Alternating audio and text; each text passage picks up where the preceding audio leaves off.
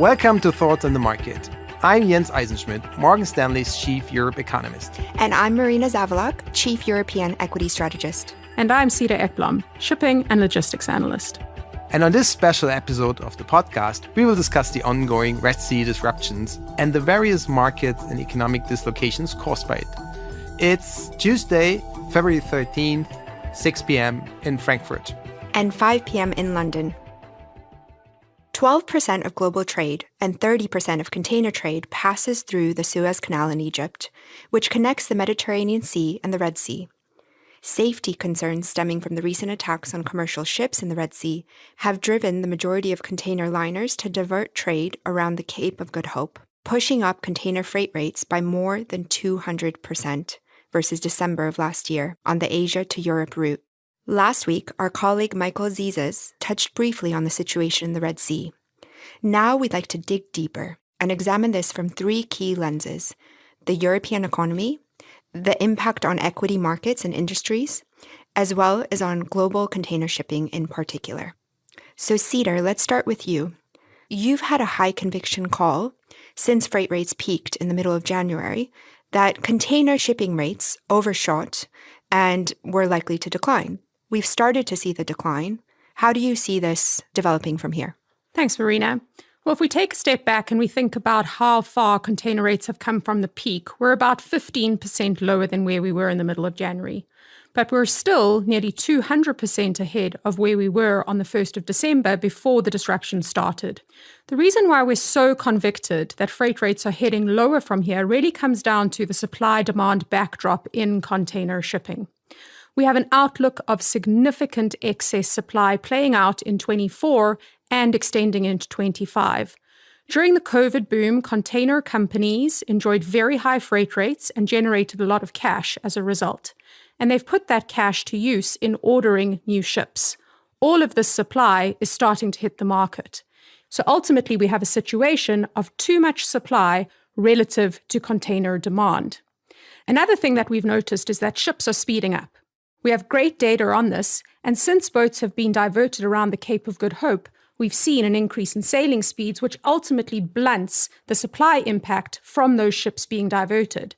And then finally, if we look at the amount of containers actually moving through the Suez Canal, this is down nearly 80% year over year.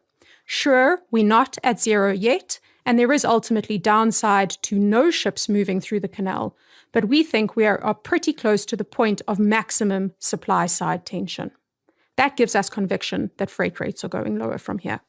Thank you, Cedar, for this clear overview of the outlook for the container shippers. Marina, let's widen our lens and talk about the broader impact of the Red Sea situation.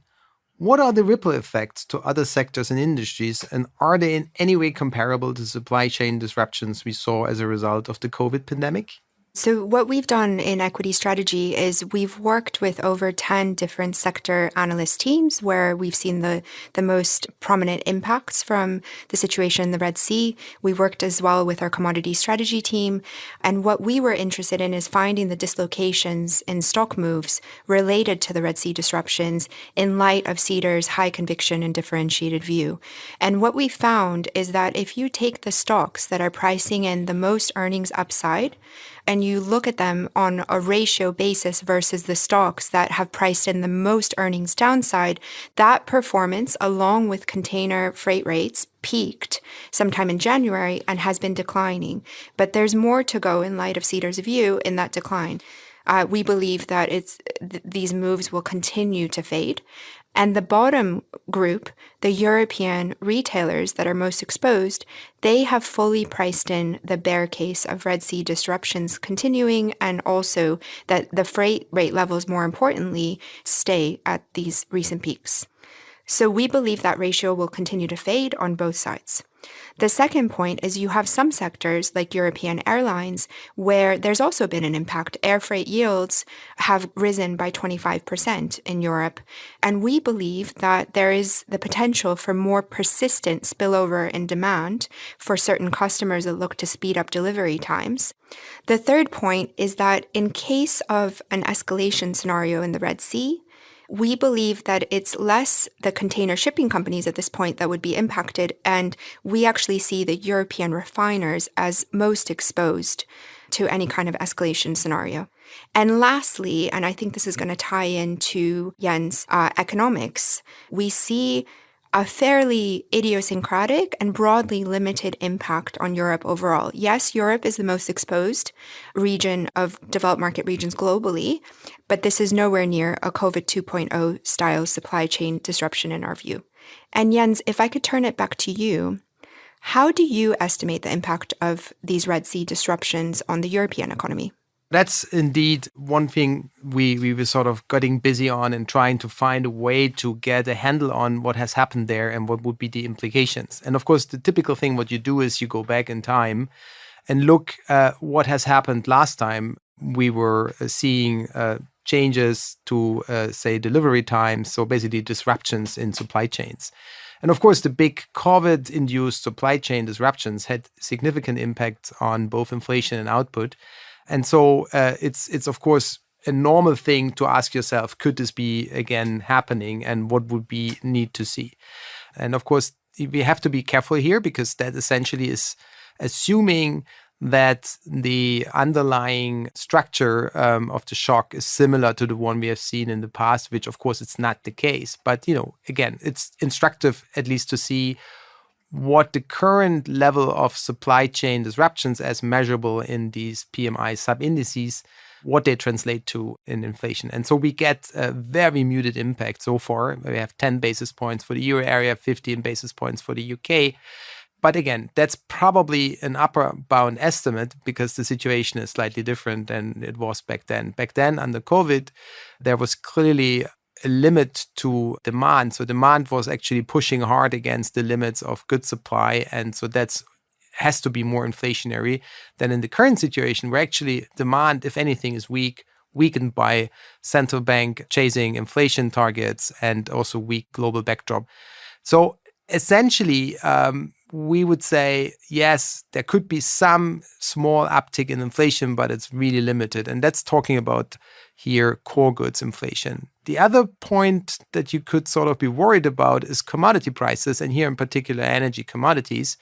But so far, the price action here is very, very limited. If anything, so far, TTF prices are, going in the other direction. So all in all, we don't really see a risk here for commodity prices, at least if the tensions in the Red Sea are not persisting longer and intensify further. And here really, this chimes very well in the analysis, Cedar, and also what you just mentioned. That doesn't really look like any supply chain disruption we have seen under COVID. And it also doesn't really look like that it would sort of last for so long. And we have the backdrop of a oversupply of containers.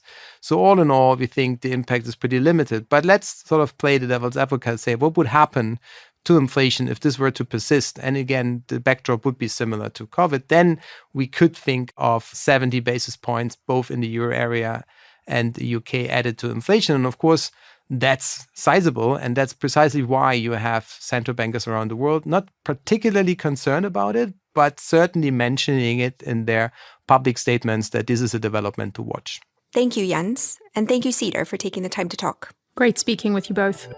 And thanks for listening. If you enjoy Thoughts on the Market, please leave us a review on Apple Podcasts and share the podcast with a friend or colleague today. The preceding content is informational only and based on information available when created. It is not an offer or solicitation, nor is it tax or legal advice. It does not consider your financial circumstances and objectives and may not be suitable for you.